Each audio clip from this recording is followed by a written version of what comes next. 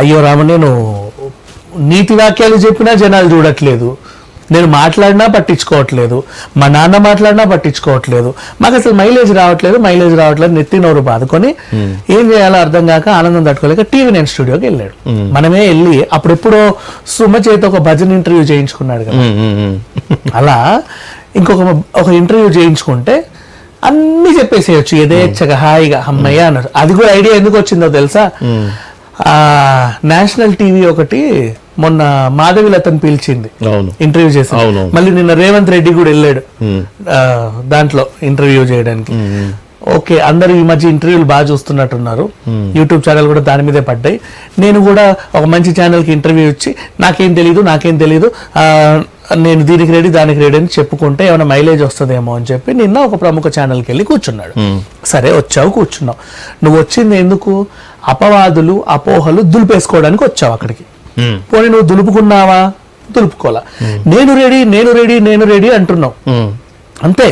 అంటే నేను ఇప్పుడు నువ్వు అంటే పలానా ఫోన్ చేసావంట కదా, నేను నా చేతులతో ఫోన్ ఇలా తీసి ఇలా నొక్కి అయితే చేయలేదు అనేది నువ్వు చెప్తున్నావు. నువ్వు చేయించావా లేదా చెప్పట్లా. ఇప్పుడు నీకు లై డిటెక్టర్ రెడీ కరెక్టే, పెట్టావు, నో చేయలేదు అని వస్తుంది. చూసావా నేను నిజం చెప్పా, కరెక్టే కదా, నాకు సంబంధం లేదు కదా. నీ బొందా, నీకెందుకు సంబంధం లేదు, నువ్వు చేయించావు, మరి అది చెప్పవే. లై డిటెక్టర్ అది కూడా అడుగుతారుగా, నీకు సంబంధం ఉందా అంటే అవి కూడా బయటకు వస్తాయిగా, అది కూడా వచ్చే అవకాశం ఉంది. ఏం పని చేయవండి వీళ్ళు అనుకుంటే. ఇంకోటి చెప్పండి, లై డిటెక్టర్ది ఇప్పుడు మళ్ళీ కేటీఆర్ చాలా తెలివిగా లై డిటెక్టర్ అన్నాడు. లై డిటెక్టర్ నా మీద నేను పని చేయొద్దు అంటే పని చేయదండి. నేను నా మెడిటేషన్ లో నేనుండి, నా ధ్యానంలో నేనుండి, నా మైండ్ నా కంట్రోల్లో ఉంటే నాకు నేను నిజంగా హత్య చేసినా సరే లై డిటెక్టర్ ఇక్కడే చెప్తా, ఇట్లా పొడుస్తా నేను, అందరికి రుజువు ఉంటది. నాకు లై డిటెక్టర్ పెడితే నేను నో అని చెప్పిస్తాను. ఎస్, మన కంట్రోల్లో ఉంటది అది. ఆ విద్యలు కూడా ఈయన బాగా వంట పట్టించుకున్నాడు. అంటే ఇన్నలో 120 రోజులు ఖాళీగా ఉన్నాడు కదా, మేబీ విపసనకో ఎక్కడికో పోయి ఈ విద్యలు ఏమైనా నేర్చుకొని ఉండొచ్చు, వీళ్ళకి బాగా తెలుసు. కాదు, ఇప్పుడు దీంట్లో నేను గమనించేది ఏంటంటే ఈ యొక్క ఫోన్ ట్యాపింగ్ వ్యవహారం అనేది గత 4-5 దశాబ్దాలుగా జరుగుతున్నది, కొత్త విషయం కాదు అన్నట్టుగా చెప్పారు. కాంగ్రెస్ ప్రభుత్వం కూడా దిగ్విజయ్ సింగ్ మీద, కాంగ్రెస్ నేతల మీద, శరద్ పవార్ మీద ముఖ్యంగా ఎప్పుడైతే శరద్ పవార్ బయటికి పోయే అవకాశాలు అనుకుంటాడో ఆ టైంలో వాళ్ళ మీద అట్లా చాలా మంది మీద చేశారు. ఇది కొత్త ఏం కాదు, కాంగ్రెస్ ప్రభుత్వం ఫోన్ ట్యాపింగ్ గురించి మాట్లాడొద్దా. ఇప్పుడు ప్రజెంట్ కూడా సీఎం రేవంత్ రెడ్డి కూడా వాళ్ళకి ఎవరైతే ఉత్తమ్ కుమార్ రెడ్డి ఫోన్ ట్యాప్ నువ్వు చేయలేదా, ఇక్కడ కూర్చో నీకు లై డిటెక్టర్ పెడతా అంటే నువ్వు చేసావు కాబట్టి నేను చేశాను. ఇప్పుడు ఆయన చేశాడా లేదా తర్వాత సంగతి అన్నారు, వాళ్ళ వ్యవహారం, వాళ్ళ అధికారంలో ఉన్నారు. అండ్ ఏదో అది తప్పో రైటో వాళ్ళు చేశారో లేదో రుజువు అయితే తప్ప మనం మాట్లాడలేము. ఈయన ఇంకొకటి ఏం పెట్టాడంటే ఎలిగేషన్, అంటే మంచి పాయింట్ ఒకటి దొరికింది ఈయనకి.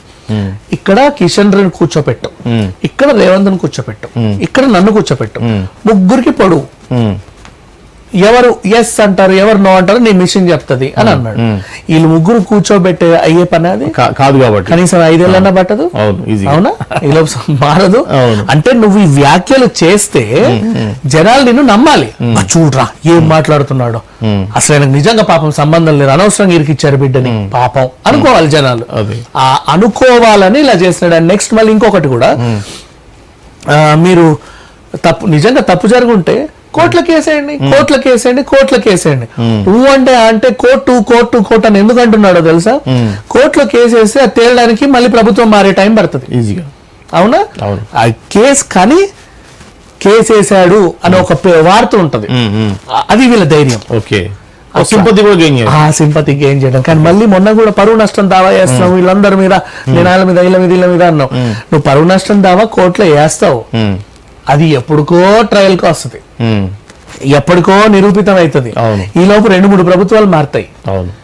అన్ని ఊరుకున్నావు కదా జస్ట్. కానీ నీకు ఇక్కడ ఆ మాట లబ్ధి పొందడానికి, ఆ మాయ చేయడానికి నువ్వు ఇప్పుడు మాట్లాడుతున్నావు.